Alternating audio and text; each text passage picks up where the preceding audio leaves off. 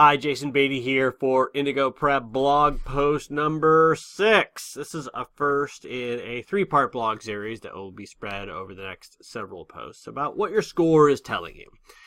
This blog post is speaking to those who are getting practice scores in the 450 or less area. We have 2 more blog posts in this series, 550 or so and 650 or so. But first, let's talk about what your 450 is telling you about your abilities on the GMAT. So, it's important to understand what your score is telling you so you know what action you need to take in order to improve your score. Now, this is a general case, of course, and you may have, of the 3 problems I'm going to talk about at the 450 level, you may have 1 of them, you may have 2 of them, you may have 3 of them, you may have it just on quant or just on verbal. So no, individual cases may vary, but generally, if you're at a 450 level, this is probably you.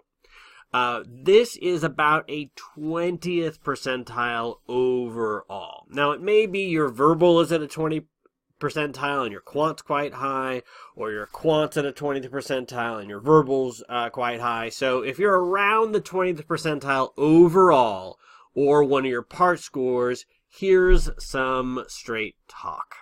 The straight talk is you have some very serious holes in your content knowledge. If you think about the GMAT as a test of strategy that's driven through content, you first have to know the content, and you don't know most of it right now. I'm sorry, that's very difficult to hear, but if you're getting a 450 or less, you have some very fundamental misunderstandings about most of the content. The second likelihood is you're not using alternative methods. Yes, you have to know the content, but to really get your score up, and we'll talk about this at the 650 or so blog post, you have to know the alternative methods and apply them. You're probably not doing that. Third possibility, you could have very serious test anxiety, and that's causing you to underperform. So, 450 or less, 1, 2, or 3 of these things probably applies to you. It's hard for me to deliver straight talk. Now, the good news is that scores don't have to stay at 450 or less. I and all the other test prep companies have had tons of students who have come to us with a 450 or less and ended with a great score, even a 700 plus. It turns out that where you start has very little to do with where you end on the GMAT. Your first task, 450 or less person, is start hitting the content. Use us. Use another test prep provider, but you need to focus on things like what is PEMDAS, what is subject-verb agreement, what's an argument. These are the fundamental pieces of content that it's likelihood that you're currently missing. By focusing on this, first you'll get to about the 550 level, then you'll get to the 650 level.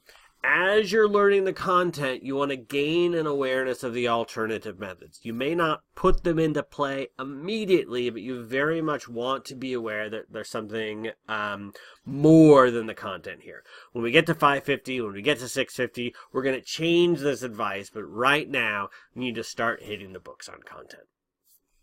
If you have any questions about this, if this is you and you'd like some further guidance, these are all the ways to contact me, so please reach out and I'd be happy to chat with you. If not, as always, best of luck on your GMAT studies.